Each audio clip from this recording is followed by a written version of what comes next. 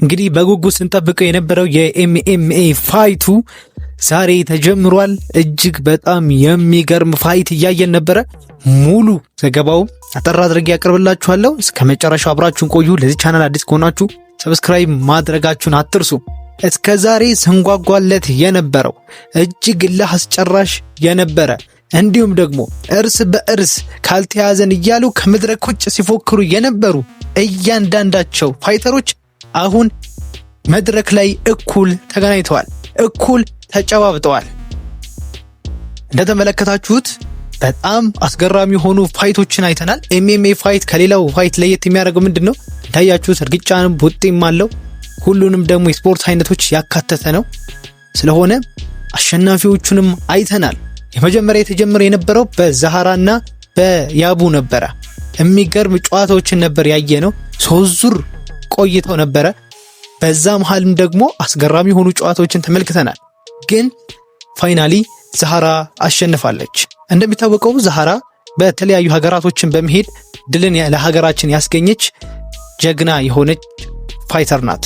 ያቡ የምትሞክርና ጠንካራ ነበረች። የቻለችውን ያክልም ሄዳለች። እንደውም አልጠበቅንም ነበረ 3 ዙርም ትሄዳለች ብዬ፣ በተለይ በኔ አልጠበቅኩም ነበረ። ቢሆንም በጣም ጎበዝ ናት፣ እዛ ድረስ ሄዳለች። ዛሃራም እንደሚታወቀው ኃይለኛ የሆነች ልጅ ናትና አሸንፋለች ማለት ነው። እንዲሁም ደግሞ በመስፍን ብሩና በአቤኔዘር መካከል በተደረገው ደግሞ ለአስጨረስ ፊልሚያ ውስጥ ያልተጠበቀው መስፍን አሸንፏል። በዚህም የሚገርም እኮ ነው። ብዙ ጊዜ ያልጠበቅናቸው ሰዎች ይሄ ያሸንፋል ያላልናቸው ሰዎች ሲያሸንፉ በጣም አስገርሞናል። በሁለቱ የተደረገው ፋይት በጣም የሚገርም ነበረ። አይታችሁት ከሆነ ሁለቱም ጋር የነበረው ብቃት፣ ሁለቱ ጋር የነበረው ፍጥነት አስደናቂ ነበረ። እልህ አስጨራሽ ነበረ። ሁሉም ደጋፊዎችም ተጨንቀው ነበረ። ከጎን ከግራ እየጮሁ ነበረ። አንዱ ለአንዱ ሲያዝ፣ አንዱ ለአንዱ ሲነካከስ። ያም ቢሆን ግን ፋይናሊ መስፍን አሸንፏል። እንዲሁም አሁን በቅርብ ሰዓት ላይ ቢኒያምና እሱ ባለው 5 ዙርን መሄድ ችለው ነበረ። እጅግ አስጨራሽ ነበረ። በመጨረሻም ግን እሱ ባለው አሸነፈ። ታችሁት ከሆነ የቢኒያም ያጫወት ስልት በጣም የሚገርም ነው።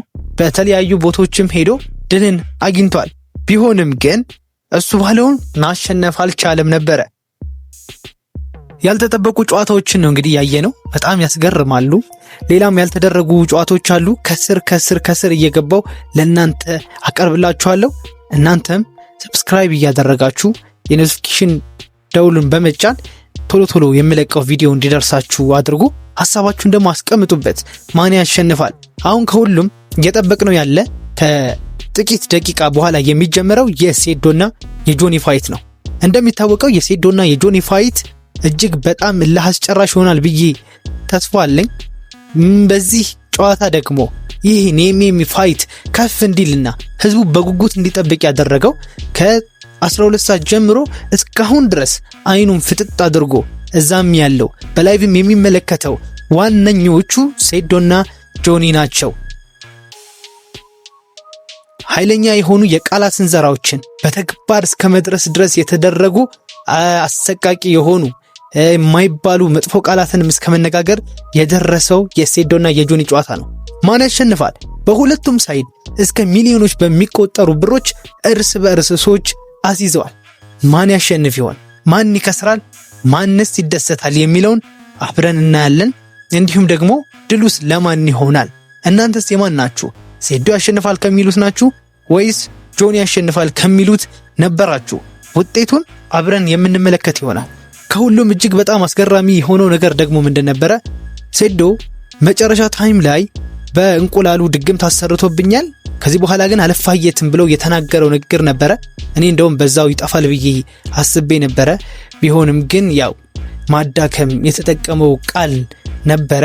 ቢሆንም ፈገግ ተብለው እርስ በርስ ሲጨባበጡ ስናይ እጅግ በጣም አስገራሚ ነው። በክብደትም ቢሆን ተቀራራቢ ናቸው። 82 እና 85 ናቸው።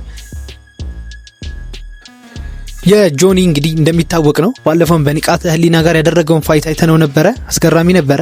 ወዲያው ነበረ ያለቀው። ከሴዶ ጋርስ እንዴት ይሆን? እጅግ በጣም እየጓጓው እገኛለሁ። እናንተስ እንዴት ነው? ጉጉቱ አልያዛችሁም? ፋይናሊ እንዳለቀ ቀጥታ ወደ እናንተ የማቀርብላችሁ ይሆናል። አብራችሁን ስለቆያችሁ ከልብ አመሰግናለሁ። በታይሰንና በአብርሃም በተደረገው እጅግ ከባድ ፍልሚያ በአምስተኛ ዙር አብርሃም ታይሰንን ማሸነፍ ችሏል ማለት ነው። እንዲሁም ደግሞ ከረበረብቂብና በስካይ በተደረገው ፍልሚያ ደግሞ ረቢቅ አሸንፏል ማለት ነው። ለሁላችሁም ላሸነፋችሁት መልካም እድል ብለናል። አሁን ደግሞ እጅግ በጣም ወደሚያጓጓው ወደ ጆኒና ወደ ሴዶ ጨዋታ እንገባለን ማለት ነው። በቀጣይ ቪዲዮ የሁለቱን ጨዋታ ይዘን የምንቀርብ ይሆናል። እስከ መጨረሻው አብራችሁን ቆዩ። መልካም ጊዜ